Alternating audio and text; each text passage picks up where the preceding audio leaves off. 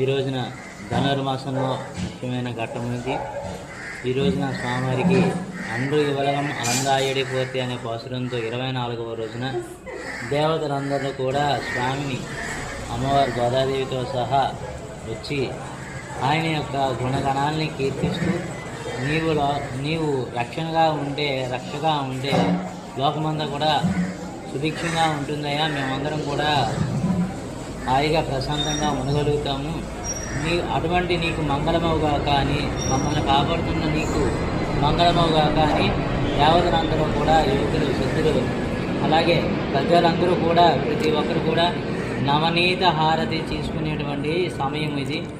ఆ రోజున భగవంతుని మన మనసుని వెన్నగా తయారు చేసి కర్పూరం అనే జ్ఞానజ్యోతిని వెలిగించి భగవంతుని యొక్క అనుగ్రహాన్ని పొందేటువంటి ఈ రోజున స్వామివారికి నవనీత కృష్ణుడిగా అలంకారం వేయడం జరిగింది. భక్తులు చాలామంది వచ్చి స్వామివారిని దర్శించుకుని తీర్థప్రసాదాలు స్వీకరించారు. అలాగే ప్రతి ఒక్కరు కూడా వచ్చి ఈ సేవను చేసుకుంటూ ప్రతి సంవత్సరం కూడా 24వ పాసురం 8వ తారీఖున ఇది జరుగుతూ ఉంటుంది.